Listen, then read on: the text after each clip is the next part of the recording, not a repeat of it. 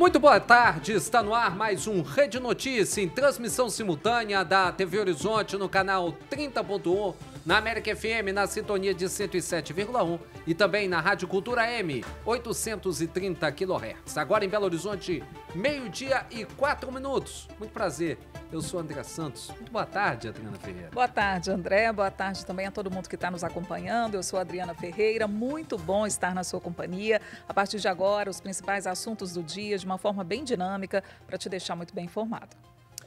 E eu já quero chamar você, telespectador e ouvinte, para participar do Rede Notícia com a gente, mandando a sua mensagem pelo WhatsApp. É fácil. Mande aí a mensagem para o número que está na sua tela, é o 31 99680 2910. Repetindo, 31 99680 2910. Também quero te chamar para você seguir o nosso canal no YouTube, @Rede Notícia TVH. Vou repetir, @Rede Notícia TVH. E é claro, nos acompanhe também nas redes sociais, é só nos seguir no @TV Horizonte, lá no Instagram, né? @TV Horizonte Oficial e Rádio América Oficial.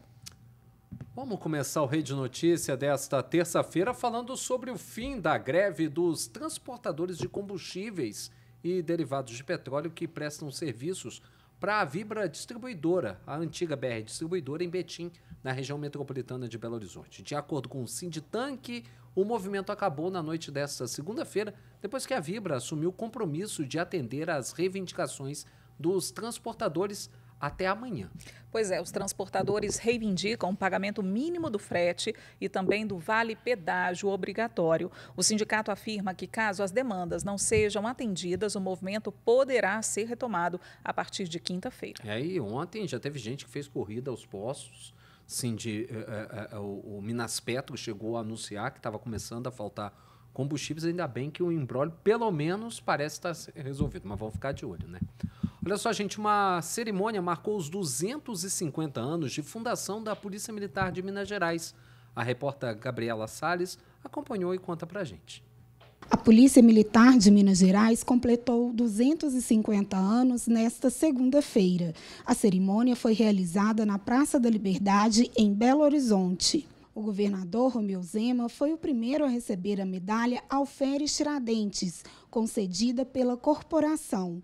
Outras 180 pessoas também foram homenageadas, entre civis e militares. Durante o evento, a população teve acesso a viaturas antigas e atuais usadas pela Polícia Militar.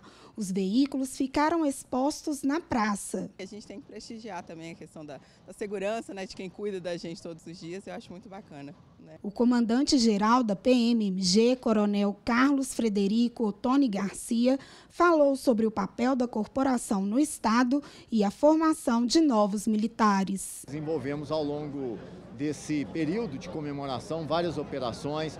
Nós já temos mais de 11 mil pessoas presas com mandados de prisão em aberto.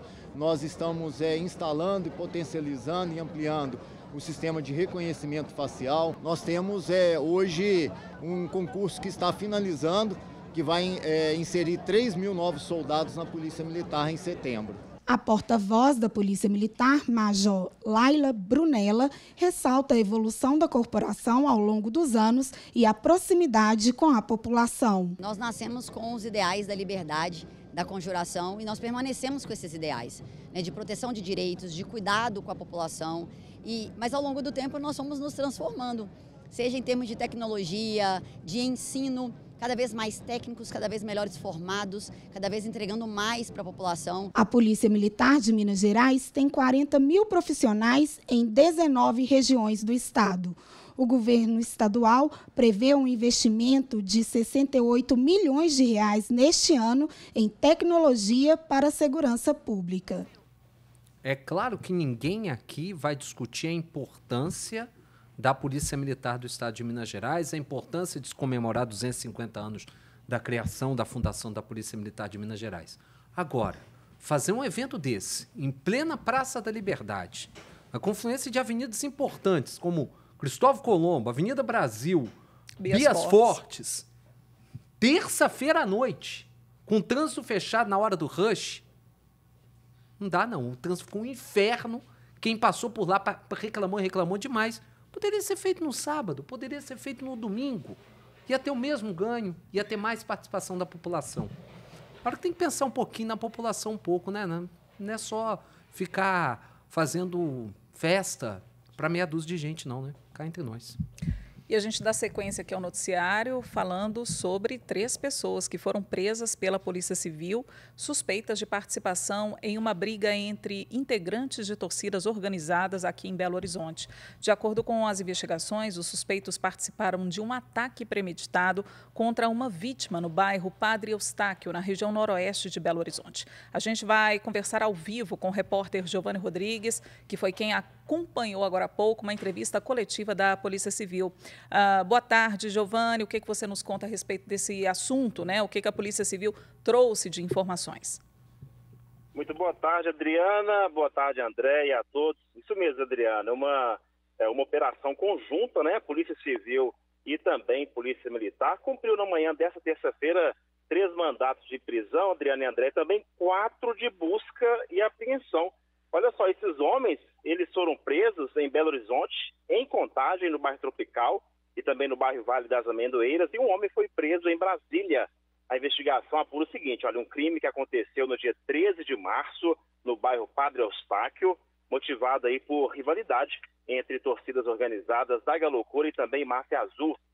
Como esse crime aconteceu, André e Adriana, só para quem está nos acompanhando entender, os torcedores da Máfia Azul, eles teriam invadido uma loja onde um homem de 21 anos ele estava com a blusa ali da Galocura, né? E junto com a sua mãe de aproximadamente 60 anos, onde de repente chegou esses homens ali, eles começaram a agredir esse rapaz e a sua mãe, então eles roubaram essa camisa desse rapaz. Aí durante essa ação, a mãe da vítima, ela também foi agredida ao tentar intervir ali essa briga, né? Segundo o capitão Augusto Pena, as informações apuradas até o momento indicam sim, viu, que o ataque ele foi premeditado. Esses homens, eles passaram ali em frente a essa loja várias vezes, já tinham visto esse rapaz com essa blusa e resolveram então atacar. O importante, lideranças das torcidas organizadas foram presas, viu? Foram presos e foram encontrados na casa desses homens e também na sede da torcida organizada pedras paralelepípedo, lança-chamas caseiro e aproximadamente R$ 2.900 em espécie. Esses homens, eles têm diversas passagens relacionadas aos eventos esportivos, passagens por rinchas, agressões físicas e tumultos em estádios.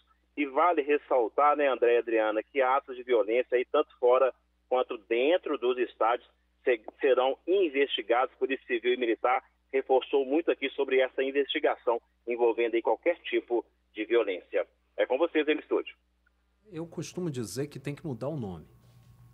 Não é torcida organizada. Infelizmente, a grande maioria são organizações criminosas.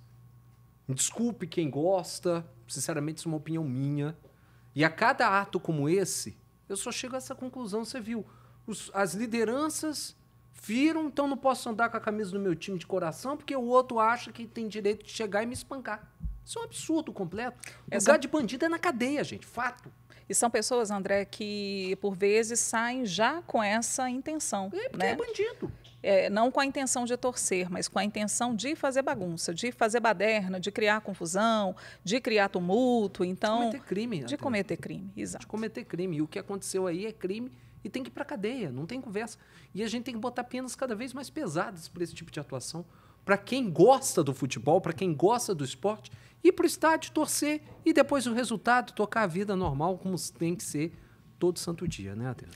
E a gente tem mais uma história para compartilhar com você, porque a Polícia Civil de Minas Gerais encontrou o corpo de Ivanda Aparecida Viana, de 57 anos, que estava desaparecida desde o dia 1º deste mês em Belo Horizonte, após sair de casa no bairro São Cristóvão, acompanhada pelo ex-namorado. O corpo de Ivanda foi localizado pela Divisão de Referência à Pessoa Desaparecida da Polícia Civil em uma área de mata, no bairro Nazaré, região nordeste de Belo Horizonte. O principal suspeito do crime, o ex-namorado da vítima, foi preso em flagrante.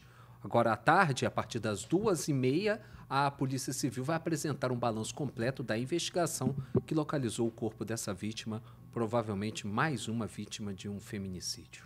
E a Polícia Civil investiga um caso de uma suposta agressão a uma criança autista de 4 anos por uma professora de uma escola municipal de Belo Horizonte. Segundo os pais dessa criança, a professora deu 2 tapas no aluno ao tentar conter, a criança durante um momento de tensão.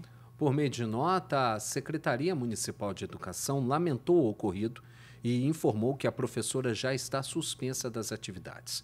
O caso é apurado pela Corregedoria Geral do município.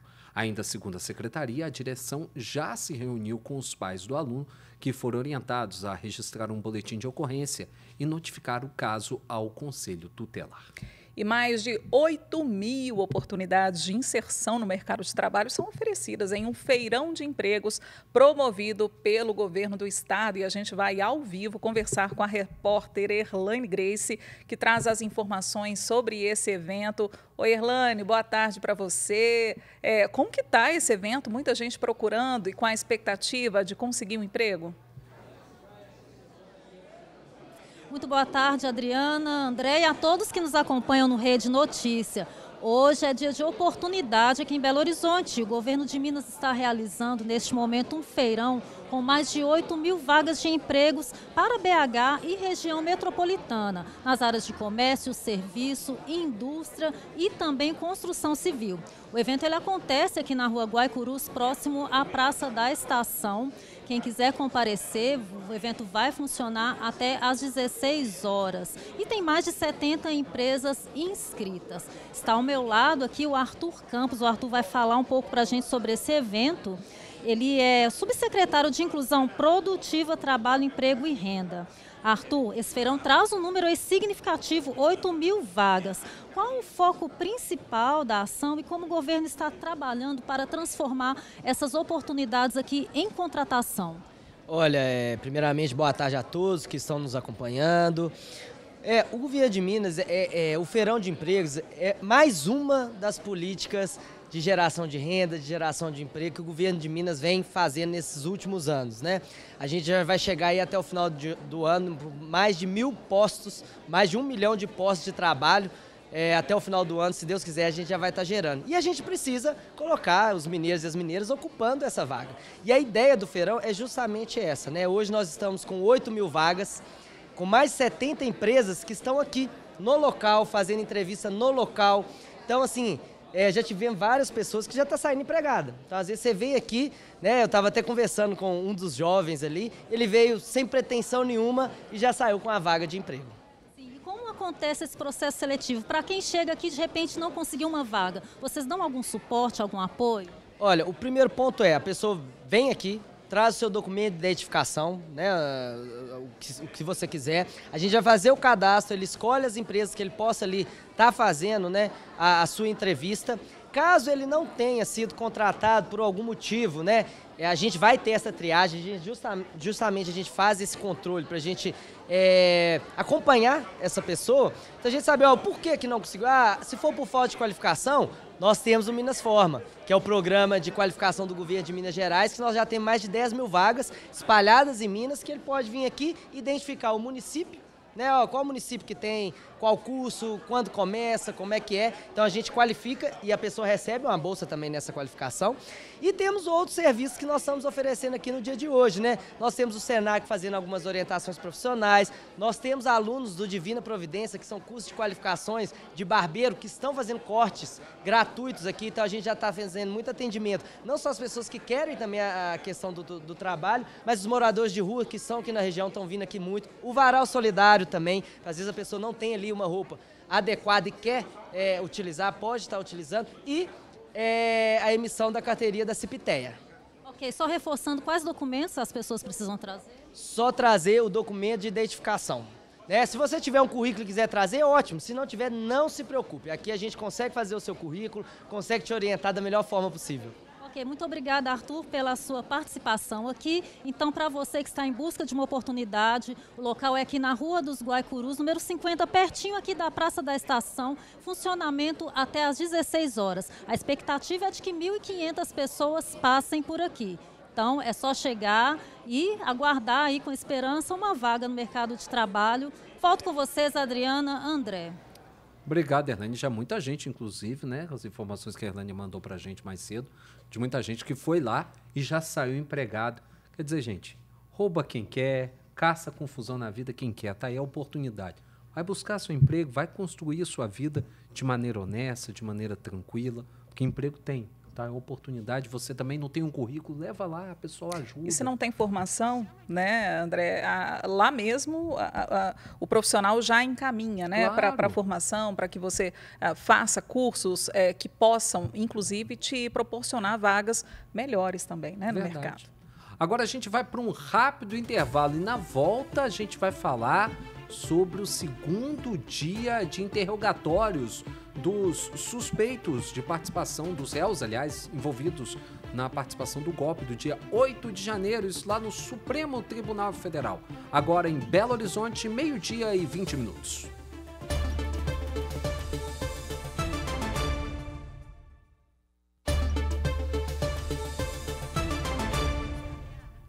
Voltamos com Rede Notícia, agora em Belo Horizonte, 12h23. A Secretaria de Estado de Saúde de Minas Gerais confirmou uma notificação de um caso de meningite em um aluno na Escola Estadual Maurício Murgel, no bairro Nova Suíça, na região oeste de Belo Horizonte.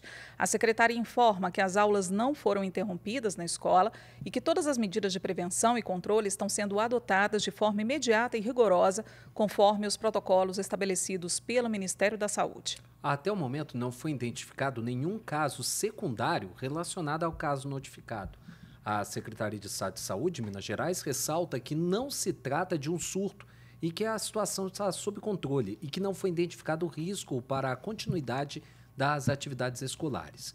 A Secretaria ressalta ainda que a meningite é uma doença grave, com potencial de evolução rápida e risco de complicações severas. A vacina está disponível no SUS para adolescentes, conforme o calendário nacional de vacinação, e é a forma mais eficaz de prevenção, especialmente entre esse grupo de pessoas que tem o maior risco de adoecimento e transmissão. Pois é, e vamos falar sobre a importância de vacinação também contra a gripe, né? A Prefeitura de Belo Horizonte abriu 10 leitos de CTI na capital, exatamente na tentativa, né, de oferecer mais condições de tratamento para pessoas com casos mais graves da doença. O repórter Newton Lopes tem as informações. A Prefeitura de Belo Horizonte abriu mais 10 leitos de CTI no Hospital Sofia Feldman, que fica no bairro Tupi, na região norte da capital.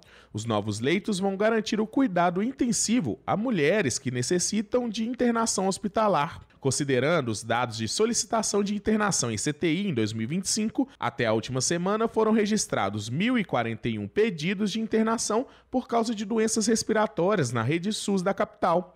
Desse total, 365 para pessoas com mais de 60 anos e 130 para quem tem de 20 a 39 anos. Por isso, a importância do reforço na capacidade de atendimento ao público adulto e idoso. Além dos novos leitos no Sofia Feldman, já foram abertos 43 leitos pediátricos na cidade, 20 no Hospital de Lomberes, 10 no Hospital da Baleia e 13 no Hospital Universitário Ciências Médicas. A Prefeitura da capital reforça a importância da vacinação contra a gripe em todas as pessoas acima dos 6 meses de idade. Além dos 153 postos de saúde da capital, nesta terça-feira, dia 10, a Prefeitura vai oferecer as doses do imunizante na Estação Carlos Prates, das 8 da manhã às 4 da tarde. Para receber a vacina, é necessário apenas apresentar o documento de identificação com foto. Repórter Newton Lopes. Ainda em relação à questão da saúde, o governo do estado contratou de maneira emergencial ontem um total de 55 profissionais da área da saúde que serão distribuídos para os hospitais da rede FEMIG. Olha só, gente, avançou na Câmara Municipal de Vereadores de Belo Horizonte o projeto de lei que regulamenta o transporte de motos por aplicativos. O texto que regulamenta a lei e dá as regras para o serviço foi aprovado em primeiro turno na Câmara. Quem traz as informações é o Newton Lopes. Por unanimidade, os vereadores de Belo Horizonte aprovaram em primeiro turno um conjunto de regras para o transporte de moto por aplicativo na capital. A proposta de regulamentação do transporte de moto por aplicativo prevê que o motociclista vai precisar ter um seguro de acidentes pessoais a passageiros e sempre utilizar o equipamento de proteção individual, que poderá ser, no mínimo, um capacete de segurança homologado. Ele também será obrigado a comunicar à plataforma em caso de mudança do veículo utilizado. Para os aplicativos, o projeto define a obrigatoriedade de manter o sistema de monitoramento de velocidade e rastreamento das corridas em tempo real, fiscalizar o cumprimento de normas de segurança por parte dos motoristas, incluindo o uso de EPI e velocidade, e oferecer treinamentos periódicos sobre as normas de trânsito e responsabilidade no transporte de passageiros. Em dezembro do ano passado, o Ministério do Trabalho solicitou a suspensão imediata do transporte de moto por aplicativo em Belo Horizonte. Já em janeiro deste ano, o Ministério pediu a suspensão por 90 dias devido à necessidade de regulamentação da atividade e de que fossem levantadas soluções para reduzir a capacidade de acidentes por motocicletas em BH. Depois de protestos da categoria, a suspensão não chegou a acontecer. Repórter Newton Lopes. Continuam hoje os depoimentos dos réus envolvidos na trama golpista do dia 8 de janeiro de 2022 no Supremo Tribunal Federal. Depois da oitiva do delator e ex-ajudante de ordens do ex-presidente Jair Bolsonaro, o tenente-coronel Mauro Cid, e do deputado federal Alexandre Ramagem, que foram realizadas nesta segunda-feira, o ministro relator Alexandre de Moraes já ouviu hoje o ex-comandante da Marinha, Almir Garnier, e o então ministro da Justiça durante o governo de Jair Bolsonaro, Anderson Torres. Os depoimentos continuam por ordem alfabética. O ex-presidente Jair Bolsonaro é o 6º a ser ouvido. Pois é, e entre outras declarações, né, o ex-chefe da Marinha, Almir Garnier Santos, negou que colocaria tropas à disposição de um eventual golpe de Estado durante a reunião delatada por Mauro Cid.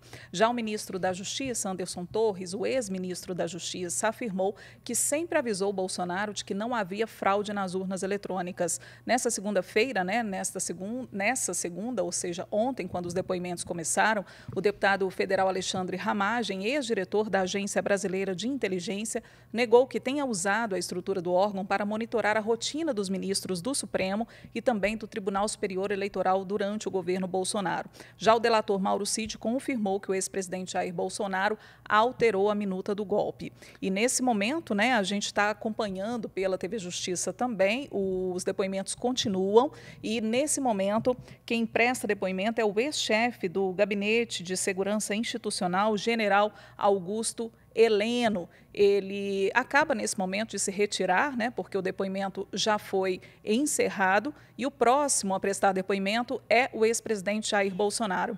E provavelmente vai ter uma pausa agora, né, para o almoço e daqui a pouquinho essas audiências vão ser retomadas. A previsão é de um longo depoimento, pelo menos o ex-presidente Jair Bolsonaro falou que se ele ficar à vontade, ele vai falar por horas e horas, né? E disse, inclusive, vai desmontar o que ele chamou de farsa desse inquérito e que não houve nenhuma tentativa de golpe. Vamos ver. A previsão é até às 8 da noite. Exatamente. Vamos ver o que vai acontecer. Chegou a hora do nosso noticiário internacional. Vamos chamar o Léo Apolinari, que está direto da redação da Rede Catedral, para falar com a gente. Boa tarde, Léo. Vamos começar falando sobre um ataque terrível a uma escola pública na Áustria. Infelizmente, tivemos vários mortos, né, Léo? Boa tarde. Exatamente, André. Boa tarde para você, para Adriana, para todo mundo que está nos acompanhando. Pois é, 10 pessoas morreram em um ataque a uma escola pública na cidade de Graz, na Áustria. De acordo com informações da TV austríaca, um jovem aluno da instituição entrou no estabelecimento e atirou em colegas e professores. O local teve que ser evacuado, o atirador também morreu. Dezenas de pessoas ficaram feridas e foram encaminhadas aos hospitais da região, Adriana. Léo, e a situação continua crítica, né, na Califórnia por conta dos protestos contra a lei anti-imigração do presidente Donald Trump. O presidente norte-americano enviou mais tropas a Los Angeles. Conta pra gente. Isso, o presidente dos Estados Unidos, Donald Trump, enviou mais 2.000 soldados da Guarda Nacional para a cidade de Los Angeles, na Califórnia. para conter os protestos contra a política de imigração imposta pelo republicano. Ao todo, são 4.000 soldados e 700 fuzileiros navais atuando na região. O governador da Califórnia reagiu dizendo que a medida é autoritária e apenas alimenta o ego no presidente norte-americano. Os atos em Los Angeles são uma forma de protesto contra as operações para tentar prender migrantes. A meta é prender pelo menos 3.000 pessoas e fazer a maior deportação da história, André. Ô, Léo, sobre o senador Uribe, colombiano, pré-candidato à presidência da República daquele país, nós temos alguma novidade sobre o estado de saúde dele?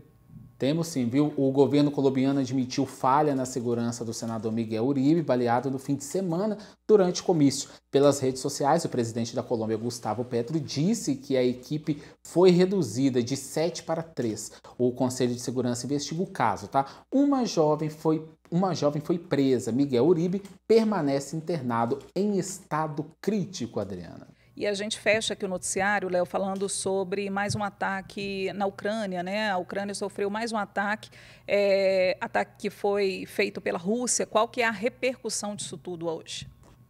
Mas a Rússia fez mais um ataque de drones, como você disse, contra a Ucrânia na madrugada dessa terça-feira. Cerca de 315 drones foram lançados. Uma maternidade na cidade de Odessa foi atingida.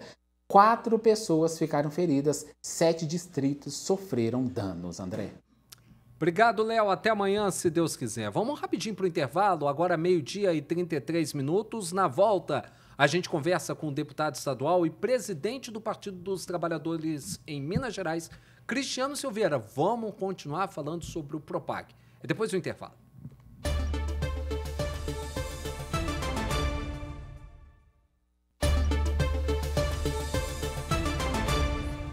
Voltamos com Rede Notícia em transmissão simultânea pela TV Horizonte, também pela América FM nos 107,1 e na Cultura M nos 830 kHz. Hoje nós vamos conversar com o deputado estadual, presidente do PT em Minas Gerais, o deputado Cristiano Silveira. Muito obrigado, deputado, por ter atendido o nosso convite e estar hoje aqui com a gente para a gente poder falar. Acho que o grande tema é o Propag. E eu já vou começar com uma baita de uma provocação. Na semana passada, o vice-governador de Minas Gerais, Matheus Simões, concedeu uma entrevista exclusiva à Adriana Ferreira, aqui no Rede Notícia, e ele disse que todos nós sabemos que todo o processo de criação do Propag foi uma construção feita pela base do governo Lula, por vocês, deputados estaduais, e pelo PT. E ele disse que a oposição em Minas Gerais quer mais atrapalhar do que resolver. Como que o senhor vê essa declaração do vice-governador? Mais uma bobagem, né, para a coleção dele. Então, um grande colecionador de bobagens. Parece que agora não bastava só o governador, mas ele também quer se inspirar nesse mesmo estilo de fazer política. Eu acho que a memória do vice-governador, ela precisa ser refrescada. Vamos lembrar que durante todo o primeiro mandato de Romeu Zema, André, eles passaram o tempo todo flertando com o regime de recuperação fiscal. Base do governo Bolsonaro, aliados do governo Bolsonaro, e nunca o governador ou vice-governador tiveram à disposição de discutir a dívida de Minas Gerais. O que aconteceu durante os 4 anos foi que Minas aumentou e muito a dívida. Zema entra para a história desde quando Minas começou a ter problema de endividamento como o governador que mais aumentou a dívida. Nós estamos falando aí de quase 190 bilhões. Então, ao mesmo tempo que ele faz a propaganda institucional do governo, dizendo que colocou o Estado nos trilhos, né, é também o mesmo período que aumenta a dívida de Minas Gerais com a União. E aí a gente fazer essa pergunta, olha, vocês estão flertando com o regime de recuperação fiscal que vai impor arroxo para o servidor, que poderá criar desassistência nas políticas públicas, teto de gasto, e um conjunto de medidas que nós vimos que no Rio de Janeiro não deu certo, Rio Grande do Sul também não deu certo, inexequível, e nunca pensaram alternativa. Imediatamente o presidente Lula foi eleito, nós iniciamos o movimento. Aí nós dizíamos, nós somos críticos ao regime, mas temos que colocar alguma coisa no lugar. Não dá para ser contra só por ser contra.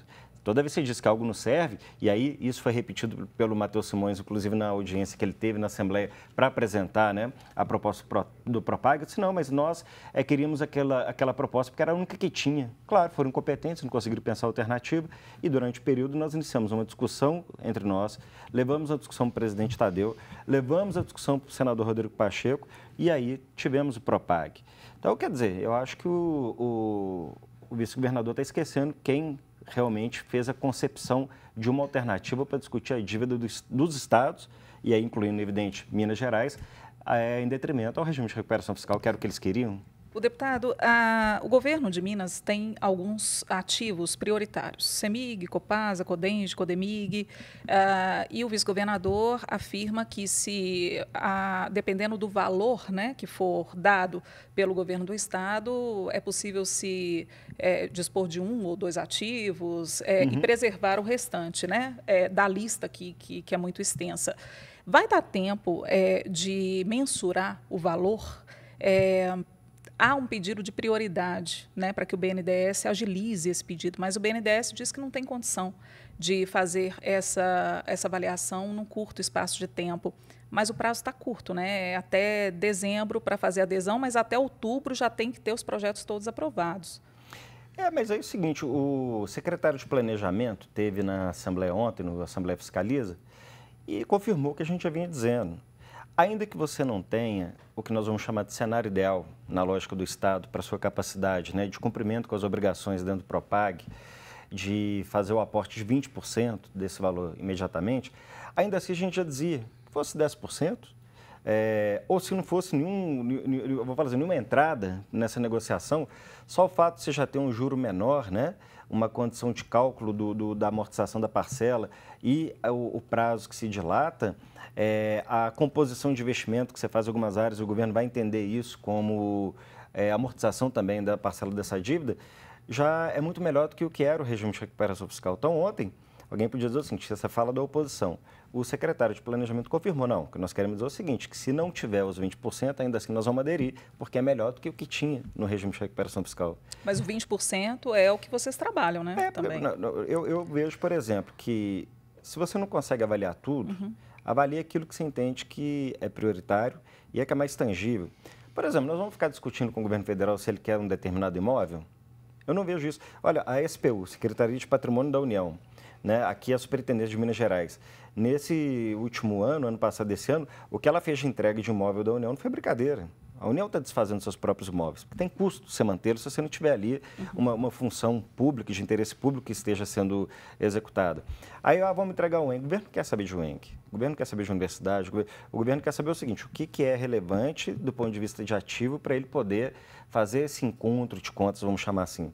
A Codemig, por exemplo, o próprio governo do estado já disse algumas vezes que nos cálculos dele, né, e também de algumas grandes instituições financeiras do mercado financeiro, que ela valeria em torno de 6 bi de dólares.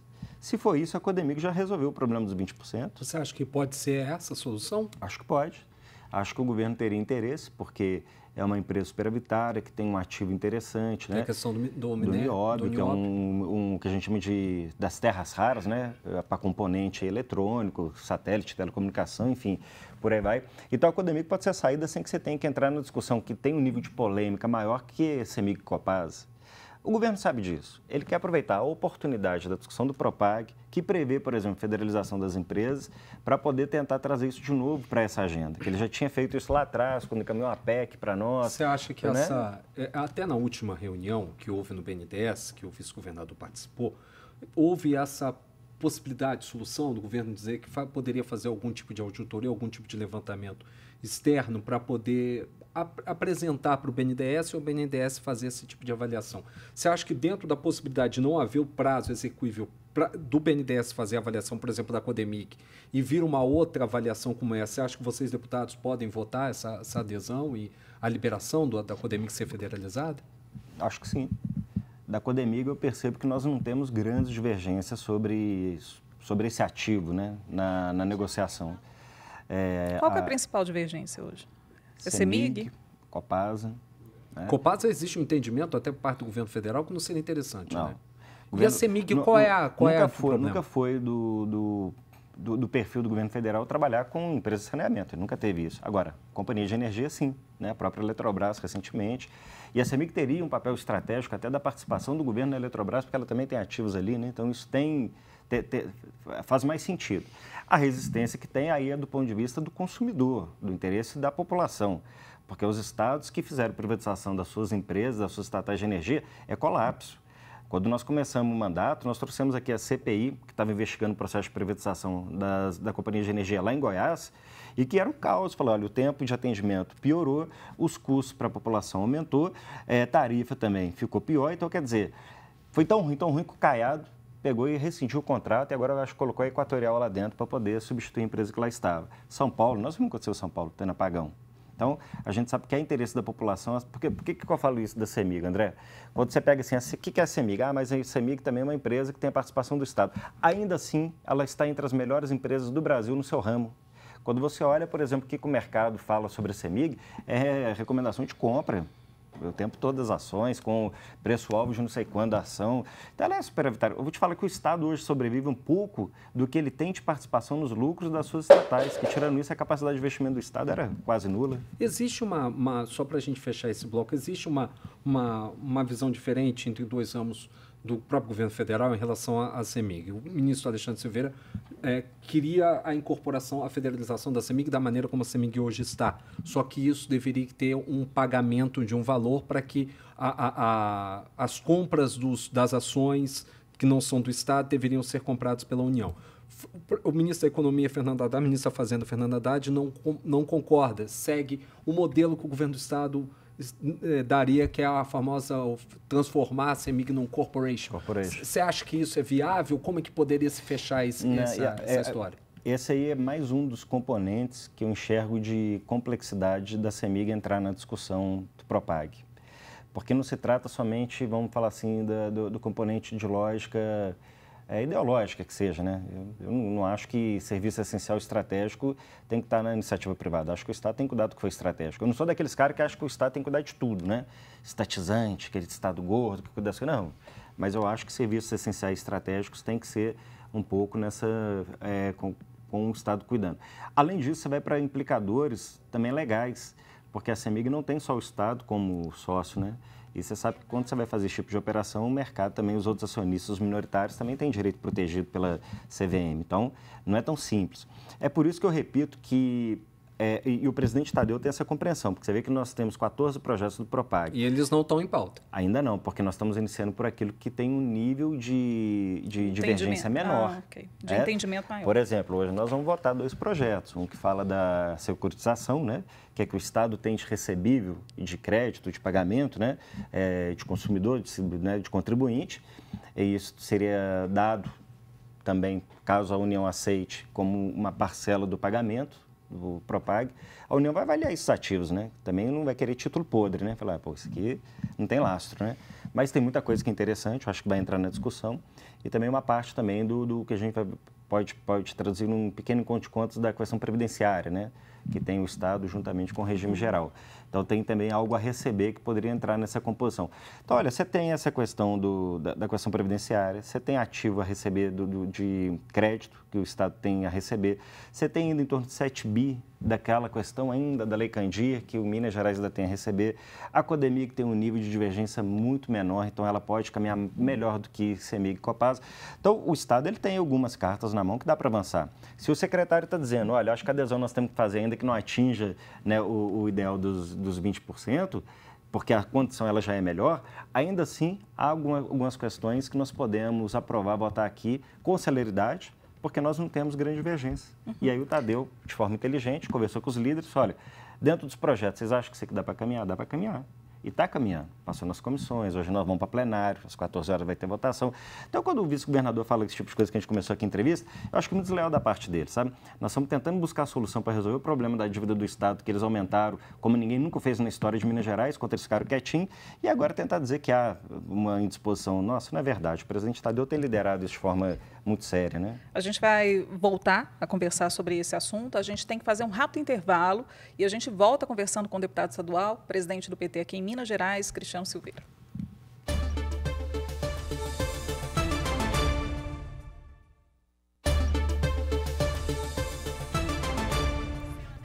Estamos de volta em Belo Horizonte, 12h52. Vamos continuar a conversa com o deputado estadual Cristiano Silveira. Cristiano, vamos começar falando sobre eleições 2026. O PT está num processo interno de novas lideranças, de eleição de novas lideranças, o senhor presidente da legenda, e o que a gente vê nos bastidores, e o que entra de notícia, e o que vem de informação para a gente, que o bicho está pegando, está pegando fogo no PT mesmo. É isso mesmo, deputado? A gente pode dizer isso? Tem que haver um processo de pacificação dentro do partido para que o partido possa seguir unido e forte para a eleição em 2026? Porque vai precisar do PT forte aqui para garantir Vão precisar, Lula, né? André. Eu quero lembrar que a última eleição presidencial eu coordenei como presidente, né, junto com a nossa direção. O deputado Reginaldo Lopes era o coordenador da campanha. O único estado do Sul e Sudeste que o presidente Lula venceu, e Centro-Oeste, foi Minas Gerais, né?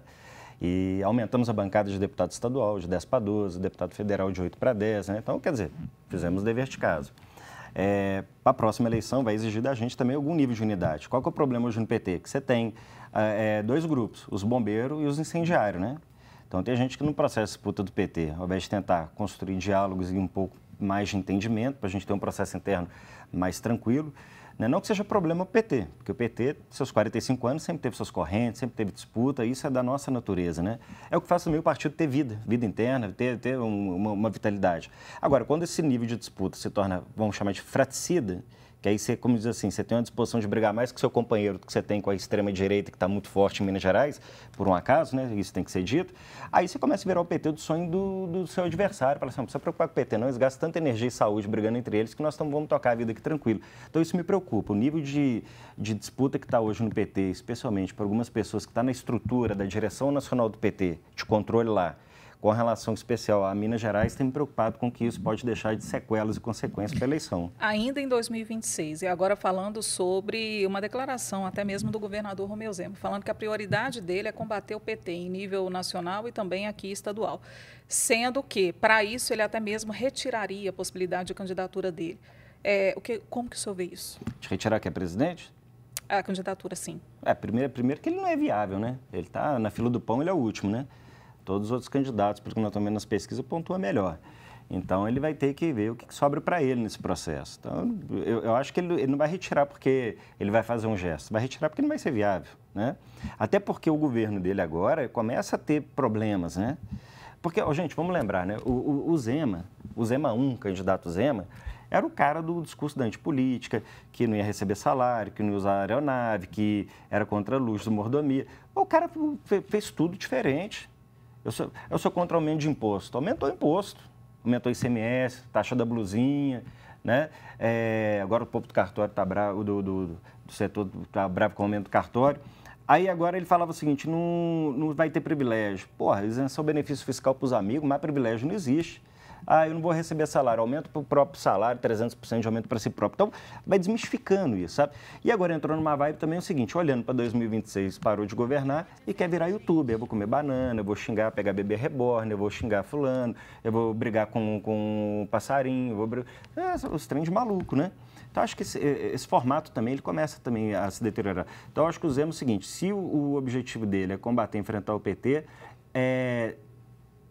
comprovação da nossa força, comprovação de que somos nós mesmos que damos conta de fazer esse debate assim, né, com a extrema-direita, com essa pauta neoliberal e a turma que fleta que faz. O Zema chegou ao ponto seguinte, eu estou doido para virar o bebê reborn do Bolsonaro, né? Tomara que ele me adote com o bebezinho reborn dele, né? Para poder ser herdeiro do espólio político dele. E o que ele tem feito? Inclusive chegou ao ponto, cara, numa entrevista, de engasgar com o jornalista sobre ditadura. Se teve ditadura ou não teve, o que você acha? Eu não sei, não sou historiador, quer dizer, não quero falar sobre isso. Pô, virou vale tudo eleitoral. Eu tenho lado. Se for para me vencer, eu vou vencer com as coisas que eu acredito, sempre acreditei. Se for para me perder, vai ser não há conveniência de momento para poder ter viabilidade eleitoral. Então virou isso. Bem rapidinho a última. Ontem, o presidente Lula começou a voltar, aliás, desde semana passada já vem falando isso, que a grande tem que se movimentar para ter maioria no Congresso, especialmente no Senado. Nós temos 2 vagas para o Senado aqui. O PT tem um nome forte para concorrer ao Senado em Minas Gerais? Temos um nome forte. O deputado Reginaldo Lopes, né? Sempre é lembrado como um nome forte, sempre está entre os deputados mais votados do partido, teve uma visibilidade muito grande com o debate da reforma tributária, e isso o tornou ele um quadro não só né, dos movimentos sociais, da base de esquerda partidária, mas um quadro que dialogou com todo mundo, dialogou com o agronegócio, dialogou com o setor empresarial, dialogou com o comércio. Então, é uma liderança bem ampla. Toda pesquisa que você faz, Reginaldo, vai ter ali seus 12% a 15% de arrancada, de saída. Então, dentro do contexto de 2 vagas, é um possível nome, não o único. Outros nomes poderão surgir, a gente vai considerar, mas eu creio que, sendo 2 vagas, é importante que o PT tenha candidato. Nós vamos reivindicar mais tempo de entrevista, Com né, certeza. Obrigado, deputado. Obrigado, gente. À disposição. Obrigado, deputado, pela presença. Imagina. Porque Obrigado. o Rede Notícia termina aqui, né? A gente agradece a sua companhia. Você que está nos assistindo, nos ouvindo, não se esqueça de acompanhar as nossas redes sociais. No Instagram, a gente está no @TV Horizonte Oficial, no @Rádio América Oficial. E o Rede Notícias também está no YouTube. Essa entrevista mais tarde você pode acessar lá no nosso canal Rede Notícia TVH. Também acesse o canal da TV Horizonte no YouTube, no TV Horizonte Oficial. Agora você fica com o Júnior Brasil, Bola na Rede.